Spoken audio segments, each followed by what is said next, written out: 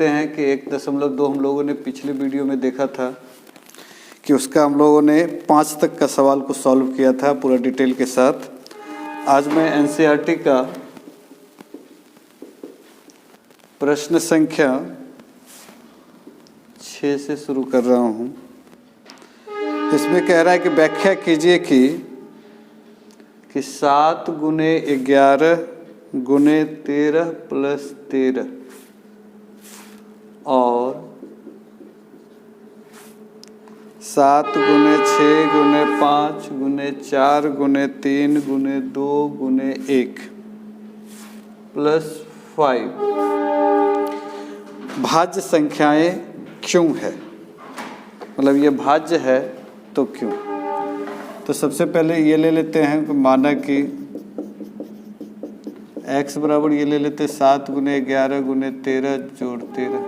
तो इसमें से कॉमन क्या आएगा 13, तो 7 गुने 11 जोड़ 1 13, इधर हो गया 7 गुने 11 7 77 और 78, तो 13 गुने 13 जोड़ 2 गुने 3 यानी 13 पर स्क्वायर गुने 2 गुने 3।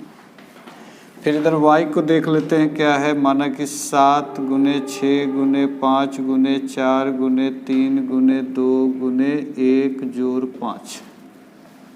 इसमें से कॉमन क्या आएगा तो 5, तो 7 गुने 6 गुने 5 गुने 4 गुने 3, सॉरी 5 तो ले ही लिए हैं, तो 4 गुने 3 गुने 2 गुने 1 जोड़ 1। अब इसको अगर गुना करते हैं तो कितना आ रहा है, 3 दूनी 6 6 चौके 24, 24 गुना 42, 24 गुना 42, तो 24 दूनी 48, 24 चौके 96, 8 6 4 10 9 1 10 यानी 1008 जोड़ 1, सॉरी 1009। अब 1009 को देखते हैं कि किसी से भाग लग रहा है कि नहीं। अगर देख रहे हैं नहीं, 9 1 10, 9 नहीं जाएगा, 13 13 7 91, कितना हो गया 9 99 नहीं जाएगा। तो इस तरह से देख रहे कि यह भी एक प्रकार का भाज्य है। तो यहाँ पर प्रश्न हम लोगों से पूछा जा रहा है कि भाज्य संख्याएं क्यों है। तो चूंकि ये जो है 1 और स्वयं के अलावा 5 या 1009 से जा रहा है, इसीलिए इसमें भी 3 2 3 इसका जो है गुणनखंडन है, इसीलिए ये क्या है, चूँकि इसका गुणनखंडन स्वयं और 1 के अतिरिक्त है इसीलिए यह भाज्य संख्या है।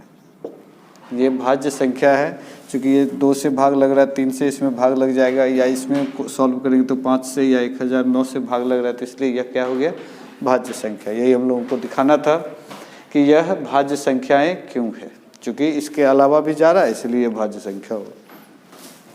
हम लोग अगला सवाल की ओर बढ़ते हैं। 1.2 का प्रश्न संख्या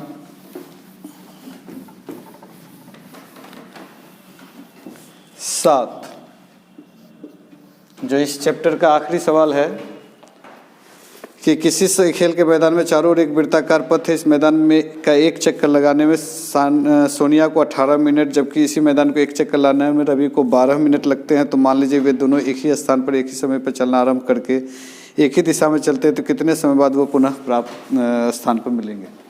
तो ये है, और ये एक ही वृत्ताकार पथ है। एक में सोनिया 18 मिनट में और रवि 12 मिनट में, मतलब सोनिया यहाँ से चलना शुरू की, यहीं से रवि भी चलना शुरू किया। ये 18 मिनट में पूरा चक्कर लगाती है और ये 12 मिनट में। तो ये फास्ट है 12 मिनट में। तो प्रश्न ये उठ रहा है कि एक साथ तो चक्कर लगाना एक ही दिशा में शुरू किया, लेकिन फिर ये दोबारा कब मिलेंगे। तो जब भी ऐसा कोई सवाल रहे तो इसको क्या कर लेना है, एचसीएफ निकालना है, यानी एचसीएफ ऑफ 18 and 12। 18 को तोड़ेंगे 2 गुना 2 3 3 9 दूनी 18 3 गुने 3। 12 को 2 गुने 2 गुने 3 4 3 12। तो HCF क्या हो जाएगा, दोनों में कॉमन है 2 और 3 तो 6 6 HCF 3। LCM ले लें क्या, LCM ले लेते हैं, HCF में तो कम हो जाएगा ना। तो 2 3 3 2 बार और 2 भी 2 बार, तो 2 दूनी 4 3 3 9 यानी 36, यानी कि 36 मिनट में ये फिर से मिलेंगे। तब तक इसका 3 चक्कर पूरा आएगा, इसका 2 चक्कर पूरा हो जाएगा। तो इस तरह से बहुत आसानी से हम लोग इसको बना लिए। अब हम लोग पढ़ेंगे प्रश्न संख्या 7 कंप्लीट हो गया NCERT का। अब 1.3 की ओर, अब ये समझ गए होंगे कि ये 3 चक्कर जब तक रवि लगाए तब तक सोनिया 2 चक्कर लगाएगी, लेकिन फिर से ये लोग एक स्थान पर जहाँ से शुरू किए तो वहाँ पर मिल पाएंगे। हम लोग जो चैप्टर अब पकड़ रहे हैं 1.3, ये बहुत ही महत्वपूर्ण है दृष्टिकोण से, चूँकि ये परीक्षा में इससे सवाल रहना ही रहना है। जो भी परीक्षार्थी हैं इसको एकदम इसको सीख ही ले। जो आज मैं एक बताने जा रहा हूँ, प्रश्न संख्या 1 में कह रहा है कि √5 एक अपरिमेय संख्या है, इसको सिद्ध करना है। तो √5 एक अपरिमेय संख्या है, इसको कैसे सिद्ध करें। √5 एक अपरिमेय संख्या है, इसको सिद्ध करना बहुत ही आसानी तरीके से मैं बता रहा हूँ। थोड़ा सा ये कठिन लगेगा, क्योंकि मैंने देखा विद्यार्थियों से जब भी बात किया तो उन्होंने कहा कि ये एक सवाल जो बड़ा कठिन लगता है, क्योंकि इसमें लगता है कि कुछ शब्द छूट न जाए। कोई शब्द नहीं छूटेगा, बड़ा सरलता के साथ हम लोग सीखेंगे। माना कि √5 एक परिमेय संख्या, उल्टा मान लेते हैं, जो सिद्ध करना है उससे उल्टा परिमेय संख्या है। √5 परिमेय संख्या हो गया, तो इसीलिए √5 बराबर क्या होगा, P/Q, जहाँ Q इक्विवेलेंट नहीं है 0 का। जैसे ये परिमेय संख्या हो गया तो P तथा Q सह अभाज्य युग्म है। अब इसको क्रॉस कर देते हैं, तो √5 गुना Q बराबर P। अब दोनों ओर वर्ग करने पर, दोनों ओर वर्ग करने पर क्या वर्ग करेंगे, तो √5 Q का स्क्वायर P का square 5Q square P square. तो इसका मतलब हो गया कि ये 5 से P में भाग लग रहा है, यानी P जो है 5 को विभाजित कर रहा है। तो यानी यूँ कह दे, आप इसको समझेंगे फिर से कि √5 एक अपरिमेय संख्या है। √5 माना कि √5 को एक परिमेय संख्या मान लिए, तो √5 बराबर क्या हो गया, P/Q, जहाँ पर Q क्या है तो इक्विवेलेंट नहीं है 0 का, मतलब Q 0 के बराबर नहीं है। तो P तथा Q सह अभाज्य युग्म है। सह अभाज्य युग्म का मतलब हो गया कि ये दोनों का मौसो 1 होगा। 1 का मतलब समान नहीं, 1 का मतलब अंक में 1, अर्थात ये दोनों अपना जो है मूल रूप में है। तो जैसे कि 3 5 होता है, 7 9 होता है, कोई भी ऐसा जिसका मौसो 1 हो जाए तो सहअभाज्य युग्म। इससे पहले भी सहअभाज्य संख्या के विषय में मैंने बताया था, तो सहअभाज्य युग्म हो गया। तो √5, अब ये Q उधर जाके गुना हो गया, तो √5 × Q बराबर क्या हो गया, P। दोनों ओर वर्ग करने पर √5Q square plus P square, तो √5Q स्क्वायर बराबर क्या हो गया, P स्क्वायर। ये देख लेंगे। तो इस तरह से हम लोगों ने देखा कि 5Q स्क्वायर बराबर हो गया P स्क्वायर। अब हम लोग देखते हैं कि 5 से इसमें क्या लगेगा, भाग लगेगा। इसका मतलब हुआ 5 P स्क्वायर को विभाजित करता है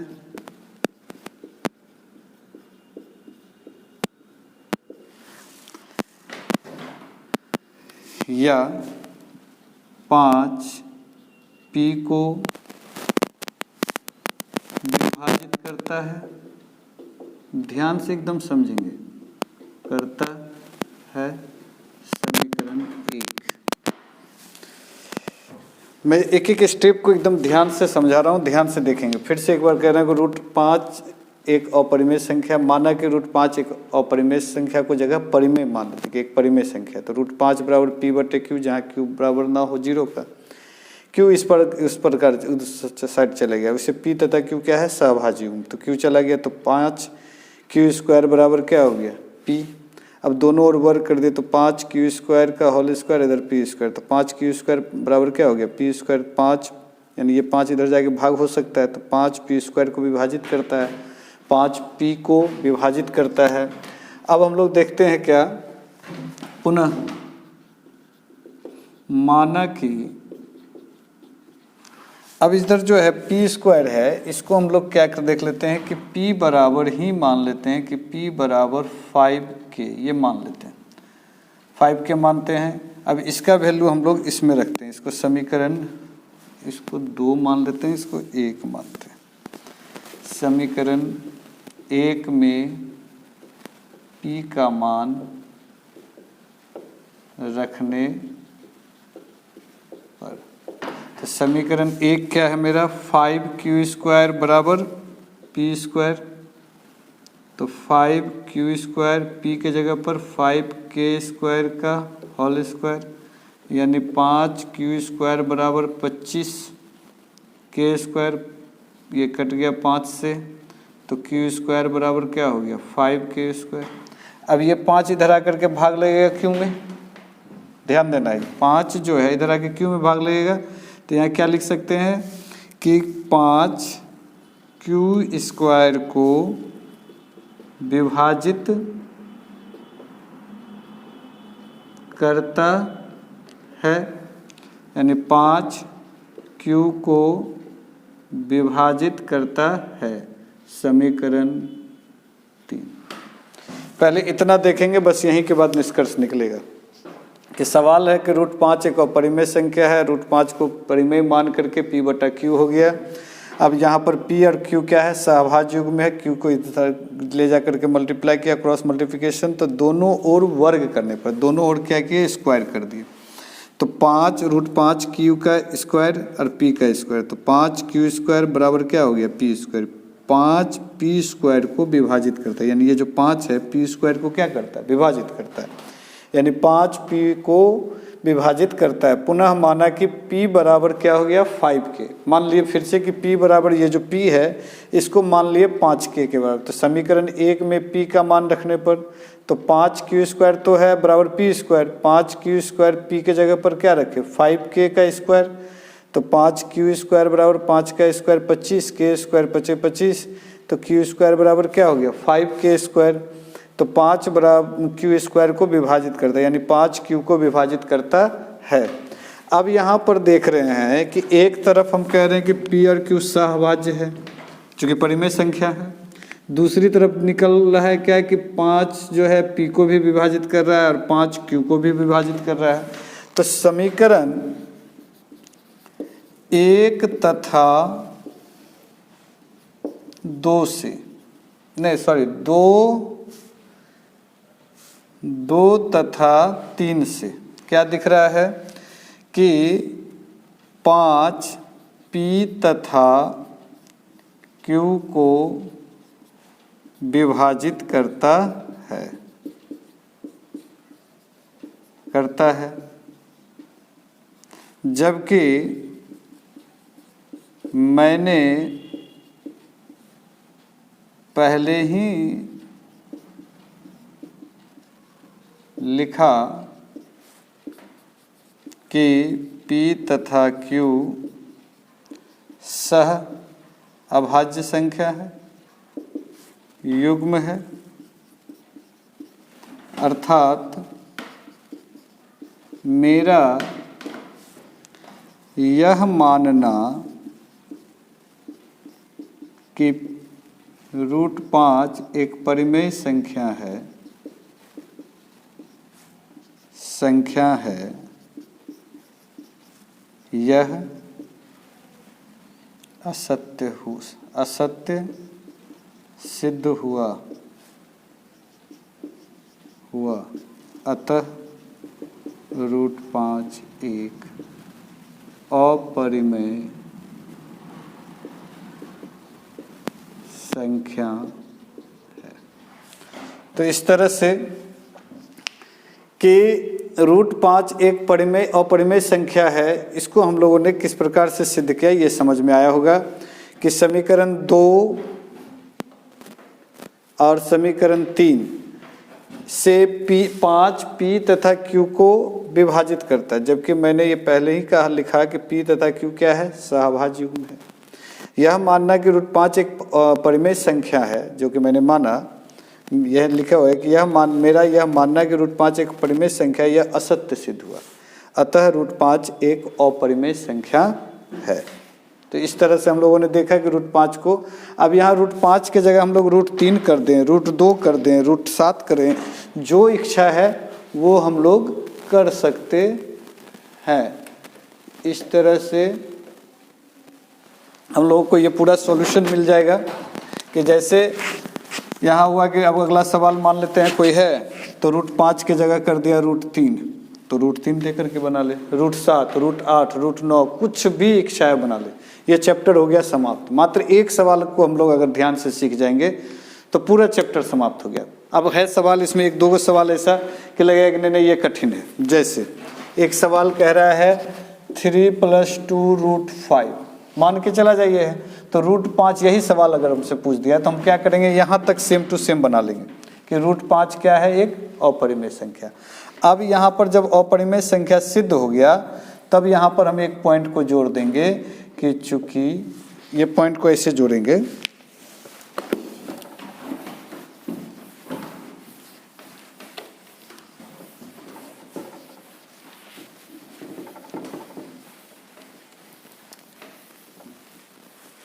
अगर ये सवाल, अगला सवाल जैसे 2 नंबर है कि 3 + 2 √5 अपरिमेय संख्या, तो √5 को तो अपरिमेय सिद्ध करना हम लोग सीख गए।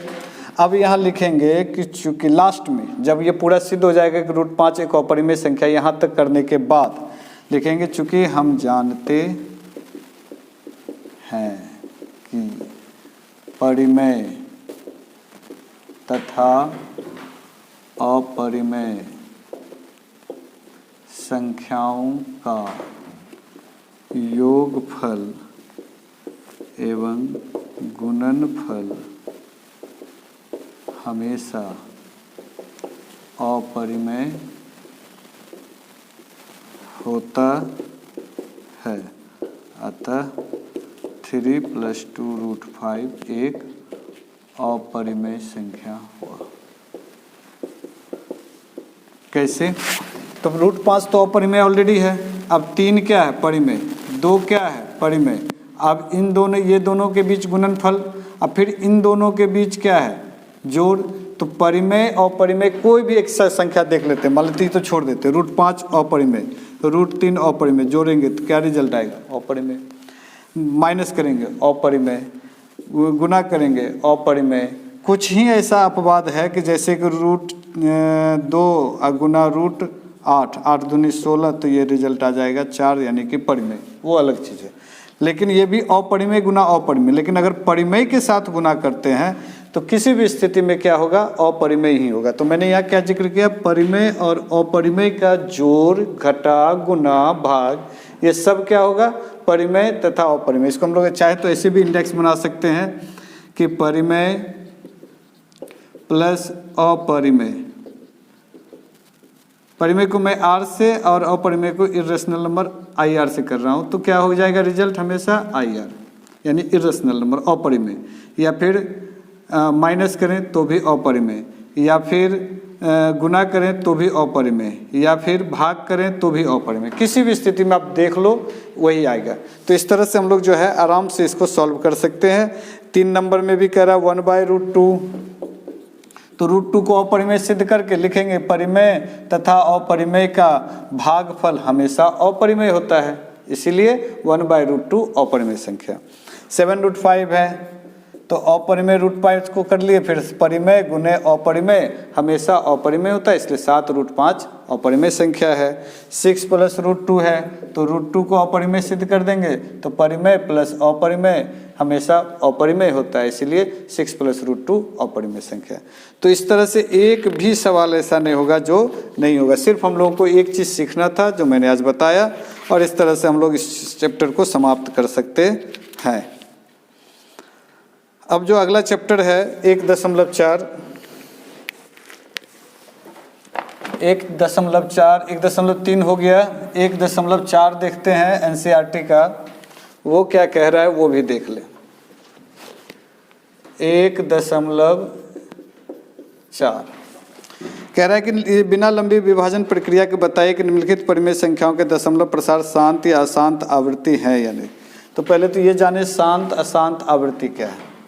बहुत ही तरीका है ये, परिमेय संख्या शांत अशांत, इसमें दंत सौ देंगे, वो वाला सौ नहीं, चूंकि वो शांत का मतलब था साइलेंट, ये शांत नहीं, तो इसका अंग्रेजी में कहते हैं टर्मिनेटिंग। तो यहाँ पर शांत अशांत का जो बात कर रहे हैं कि शांत क्या है,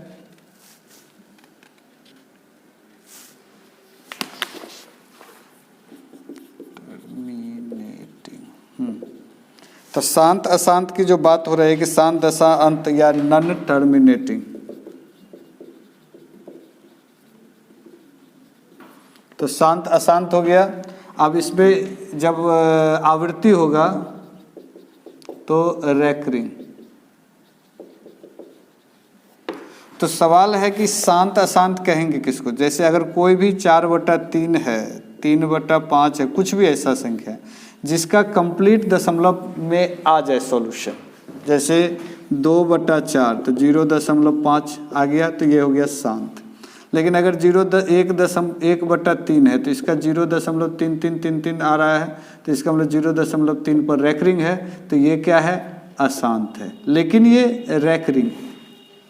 और अगर ऐसा कोई आ जाए कि 3, 4, 9, 5, 7, 0, 9, 8 कुछ भी डॉट रहे, तो इसको समझ लेना है कि अनावृत्ति है, अशांत अनावृत्ति। मतलब कुल मिला के फिर से एक बार समझ लें कि परिमेय संख्या के 2 हिस्सा, एक शांत और दूसरा अशांत, इसको कहते हैं टर्मिनेटिंग, और दूसरा हो गया नॉन टर्मिनेटिंग।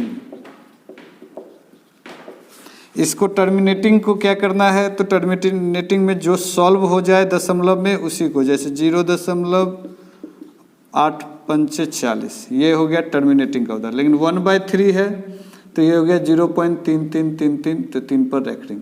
इसमें फिर 2 आवृत्ति अनावृत्ति। आवृत्ति किसको कहेंगे, तो 1/3 है तो 0.3 पर रेकरिंग हो गया, तो अनावृत्ति। अगर यहीं पर कोई ऐसा संख्या 3, 4, 7 डॉट रहे जिसको नहीं डिफाइन किया जा सकता है, तो अनावृत्ति हो गया। लेकिन ये दोनों क्या कहलाएंगे, अशांत। तो ये चीज़ समझना है। इसके अलावा इनको जो है एक और नाम से जाना जाता है, उसका भी मैं जिक्र कर देता हूँ कि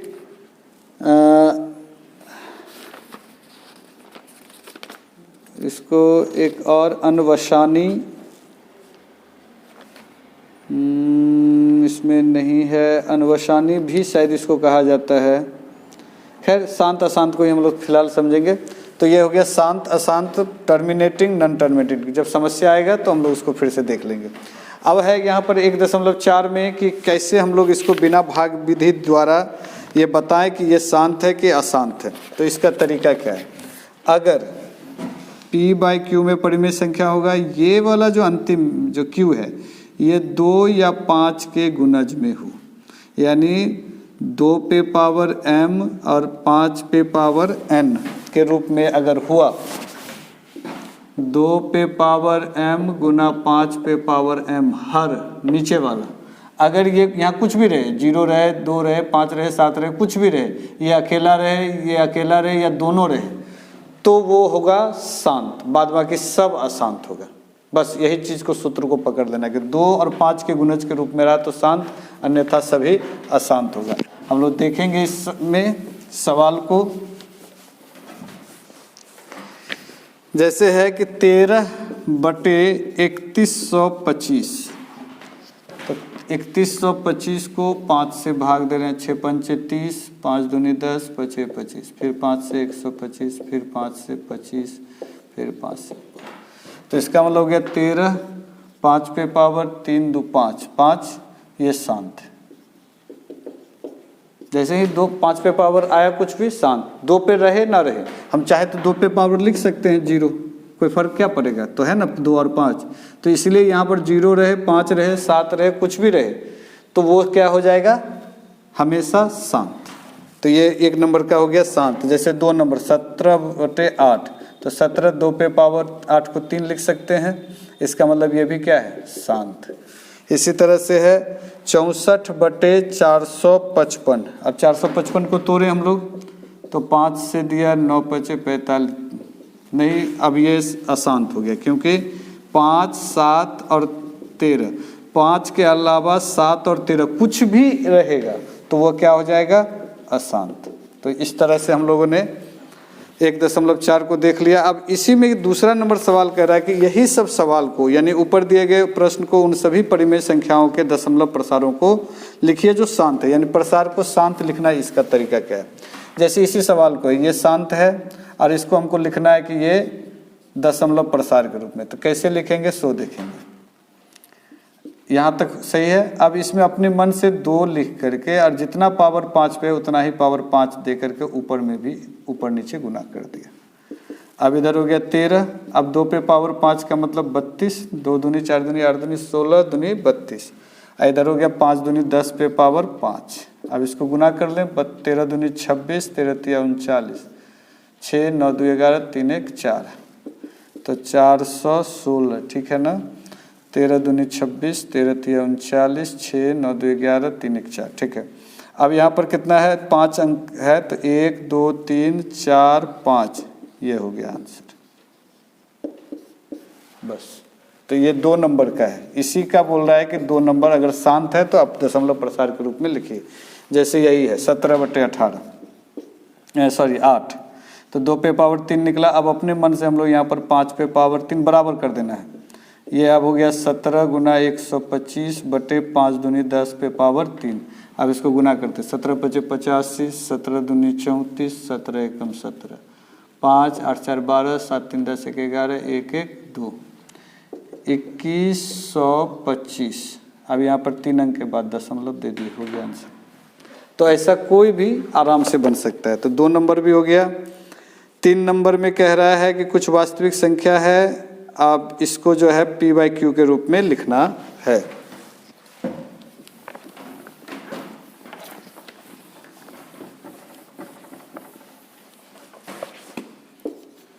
तीन नंबर में 3 सवाल है। एक 43.123456789, दूसरा कह रहा है 0.120, फिर 1200, फिर 12,000, फिर 1,20,000 ... और तीसरा 43.123456789 पर रैखरी। अब इस सबको कह रहा है कि परिमेय संख्या है या नहीं, यदि है तो P/Q के रूप में लिखना है। तो सबसे पहले कि जैसे ही इसका दिख रहा है कि ये P/Q में आ सकता है, दशमलव हटाएंगे तो इसका मतलब इसका दशमलव पर ये क्या है, परिमेय संख्या है। इसको भी कर सकते हैं लेकिन ये नहीं कर सकते, क्योंकि जैसे ही डॉट दे दे, कुछ नहीं सोचना, सीधा सीधी कहना कि नहीं ये अशांत है, इसका दशमलव प्रसार नहीं किया जा सकता, P/Q के रूप में नहीं लिखा जा सकता। तो 1 नंबर का कैसे बनाएंगे, 43.123456789 है, दशमलव हटाएंगे और यहाँ पर जितना अंक है उतना 0 दे देंगे। 4 5 6 7 8 9 हो गया आंसर, यही है आंसर। यानी पी बाई क्यू के रूप में लिख दिया, ये परिमेय हो गया। इसी में 2 नंबर कुछ नहीं करना है, 2 नंबर नहीं बनेगा, बस वहीं पर लिख देना है कि ये अशांत अनावृत्ति। अशांत अनावृत्ति का कोई सॉल्यूशन नहीं।